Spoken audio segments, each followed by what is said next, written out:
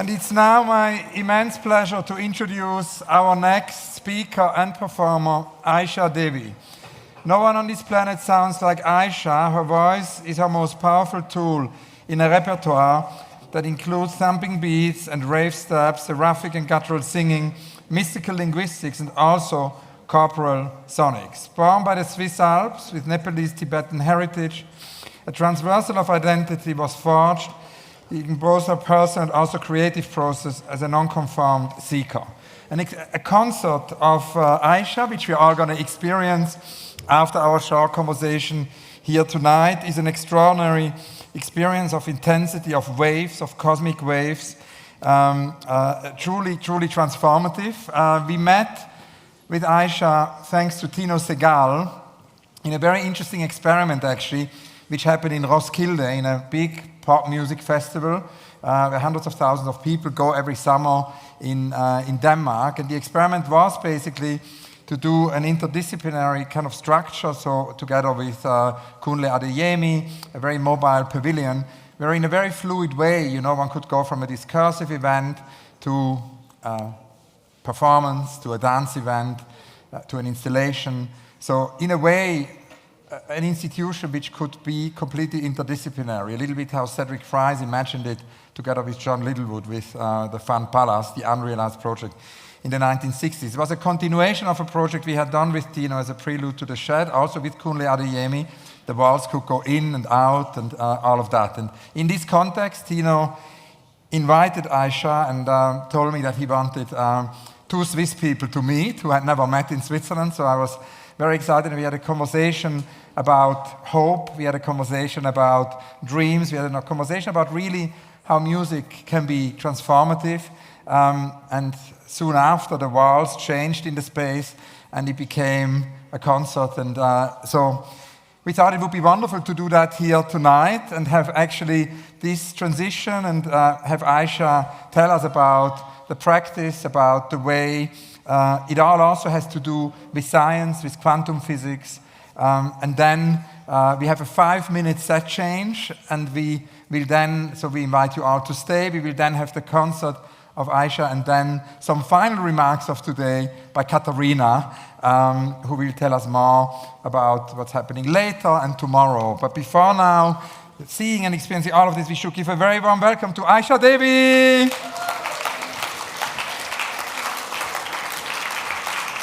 Hello.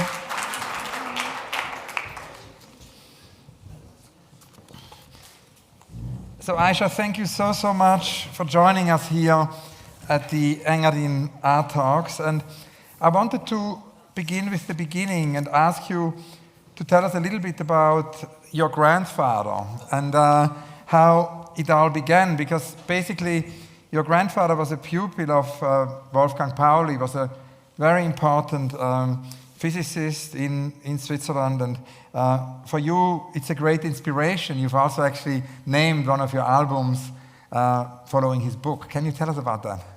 Yes, my grandfather was always working with some cryptic physics, and I always seen his writing with it was codex for me. I didn't understand anything. It was just numbers, but when we found the terrain of comprehension together, when we talk about the universe, and we had a bit of interaction about his work with quantum physics.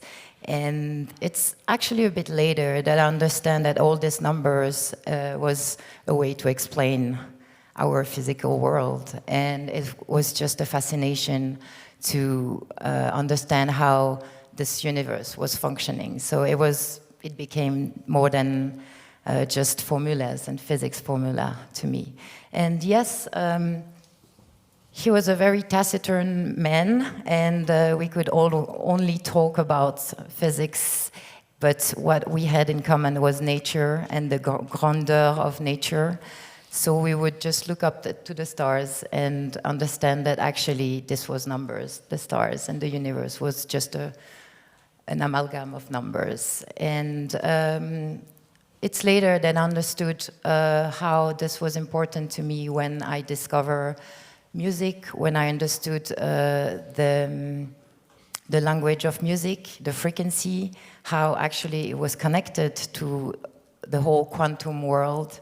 And yeah, so he died a few years ago, but the last thing I asked him to do was to draw me a drawing of the universe, and it was his last gift to me. How does it look, the drawing?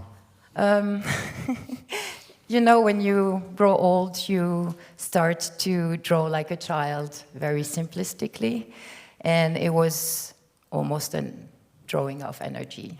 But that's what the world is, actually, an amalgam of energy. And energy, of course, brings us to music. And can you tell us about how it all began with music? Was there an epiphany, or how? So I started making music as a way to exist, because I realized I never found my place in this world, and singing was my first. I found my voice in the world through singing, and I realized that I could actually exist. And I realized later on that when you sing, you vibrate with your voice, so you find an energetic place in the world. But I started singing in choir when I was in school, and then I realized that this gave me a physical existence. And when I finished the arts, I did an art school in Lausanne, the E.A.T. And when I finished the E.A.T, I was a graphic designer, a frustrated graphic designer. So I continued to sing for myself, and then it was not enough. So I started to compose music with machines, with the computer, and then I realized that actually the place that I never found in the world, I could replace this with actually building my own universe. Build my own universe with my own rules, and erect an intangible world where I would feel at ease. And I think that's a bit the language of the outcasts, finding your own language, building your own universe, and then exist in this universe. Later on, I was doing music, and then I had a very strong experience in the desert when I was in Tunisia, because my stepfather is from Tunisia.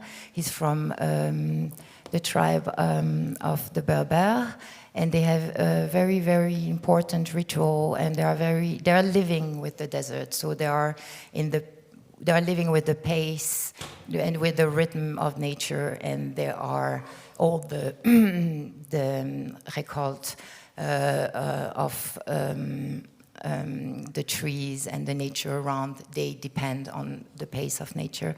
And I was in the desert, and I was doing meditation there, and then I think my whole body disappeared.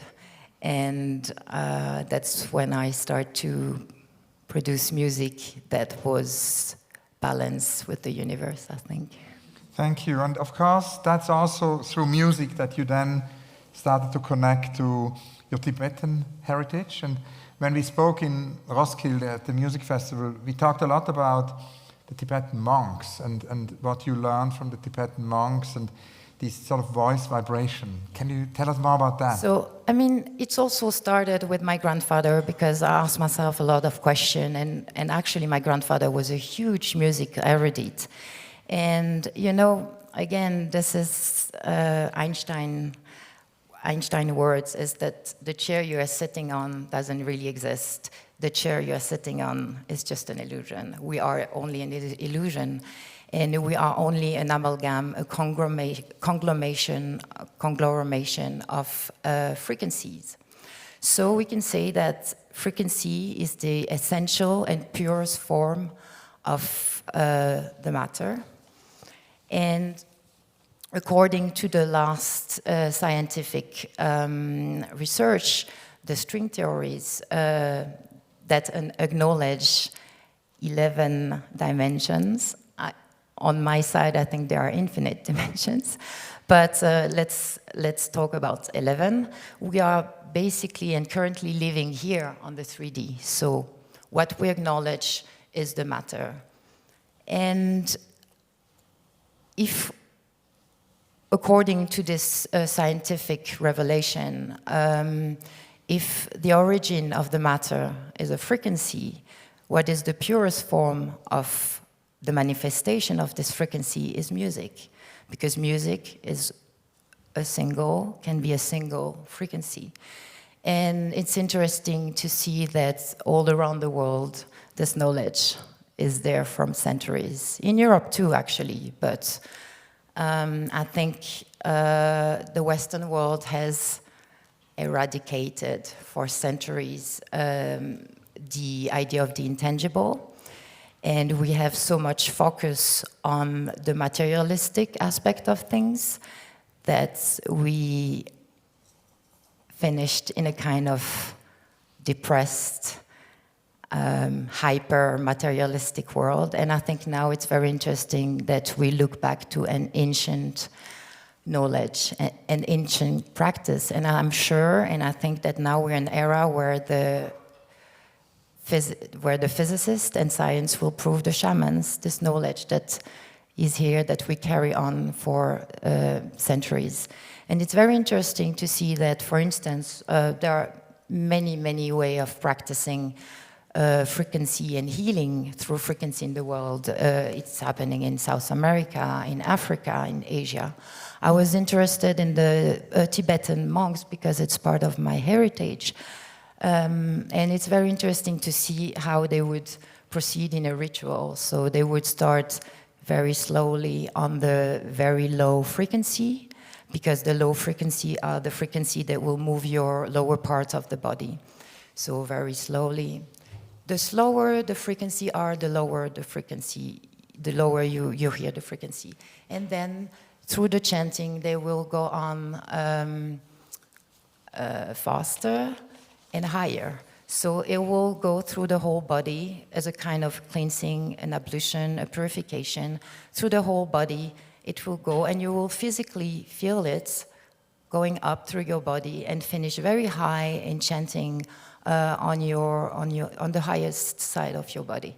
And I learned a lot watching them, and I'm practicing a little bit of the throat singing, and it's very interesting because throat singing is a practice that will duplicate the harmonization in your body and actually enhance the capacity of vibration of your voice.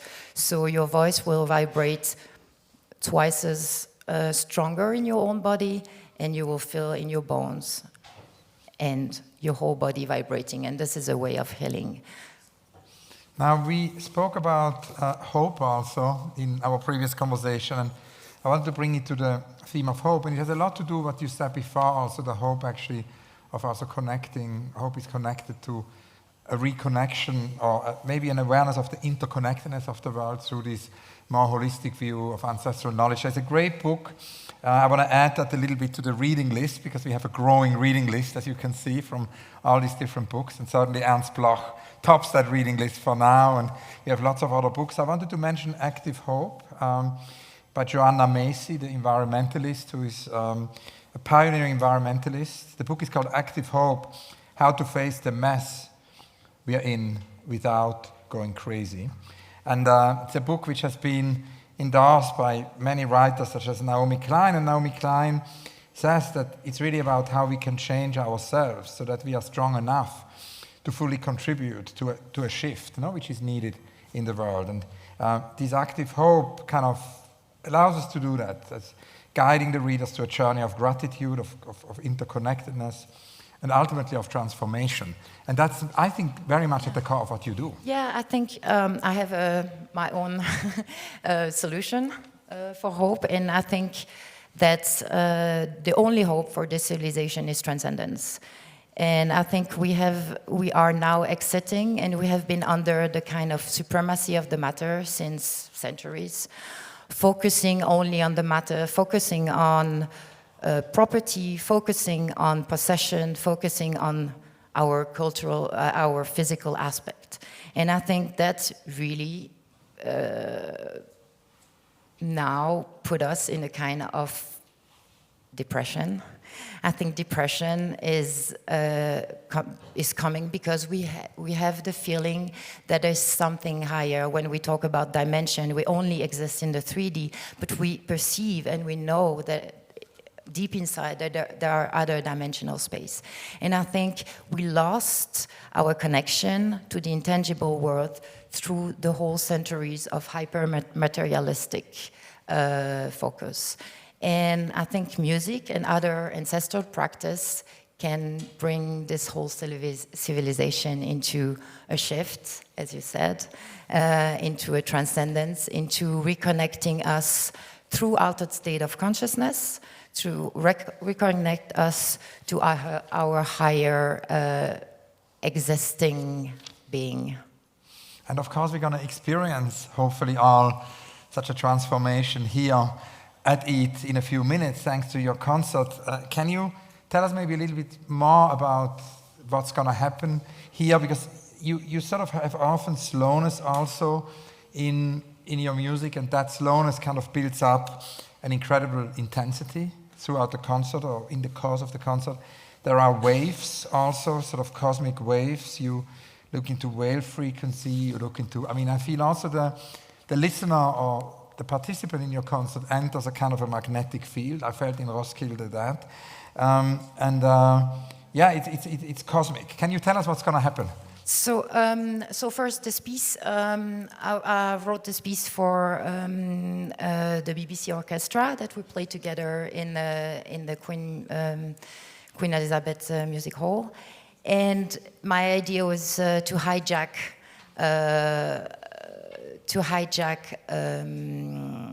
a classical formation.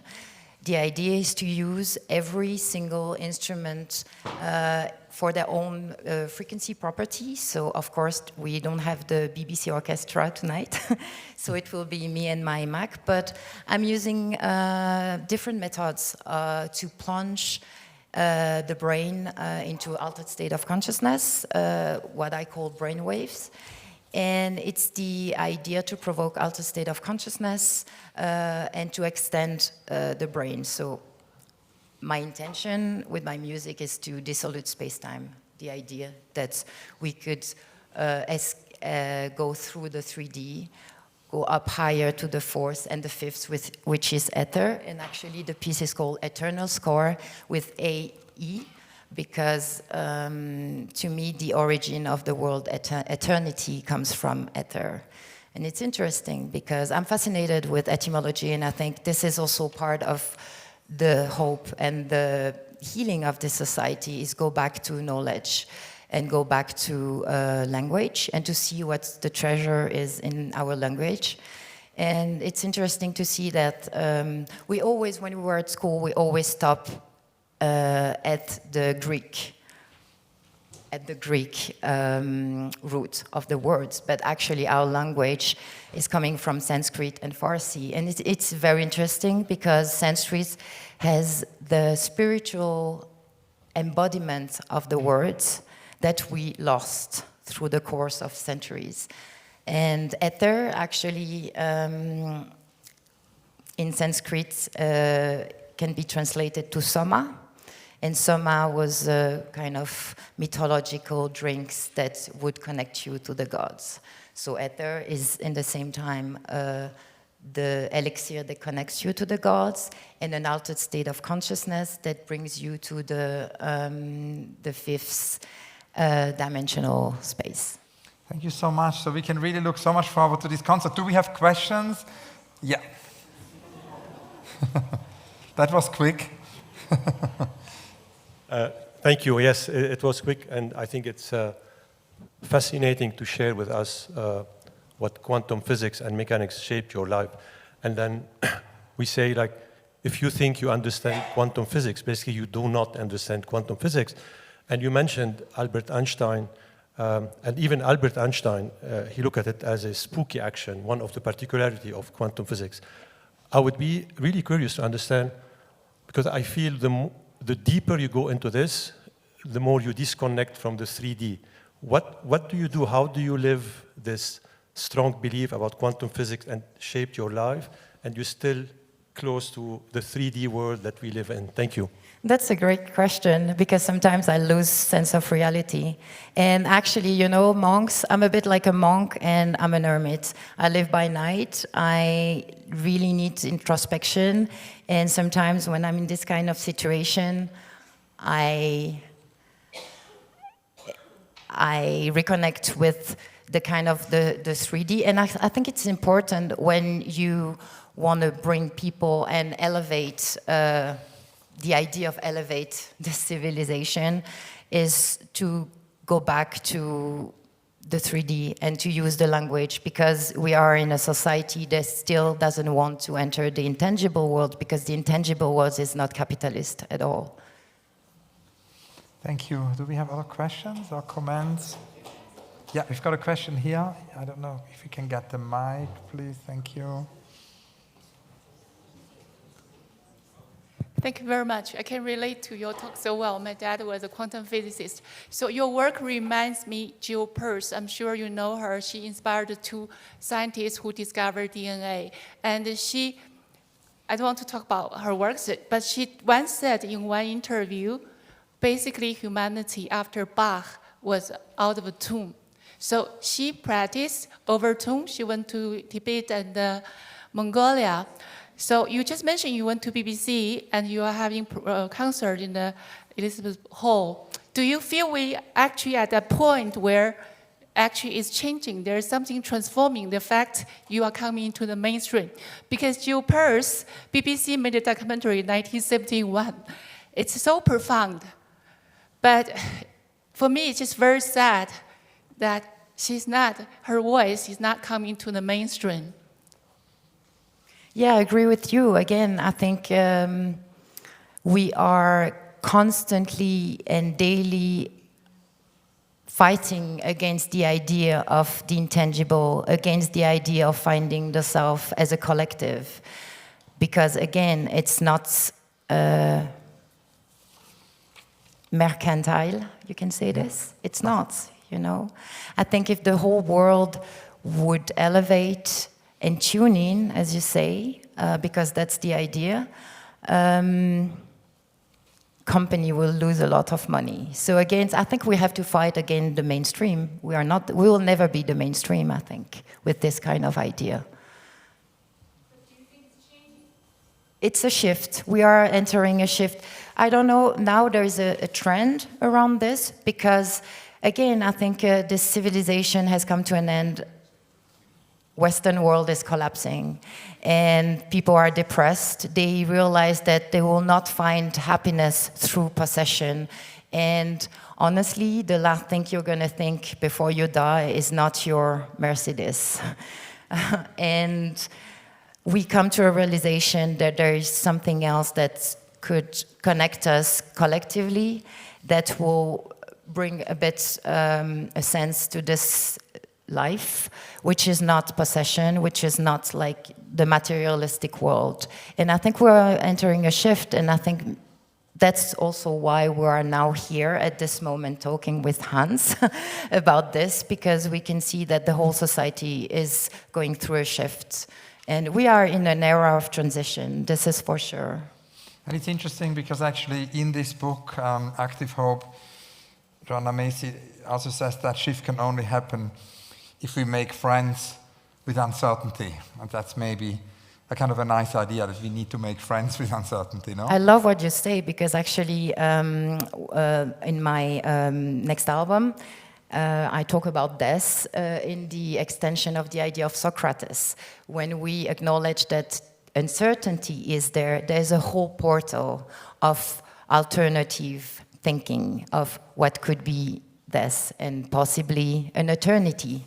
And this is the idea, that we can actually, through the intangible comprehension world, reconnect with our eternity. Very last question, your unrealized project, Aisha, because Adorno, who spent time in the Engadin, said that, you know, hope has to do with what is not yet, the not yet born. So it's interesting to think about projects which are not born yet. Do you have unrealized projects, utopias, dreams, projects which have been too big to be realized, too small to be realized, too time intense to be realized, too complex to be realized, maybe censored projects, or to quote once more Doris Lessing, projects which maybe have been self-censored. Yeah, I would like to make a cosmic rave. Wow. Thank you so much.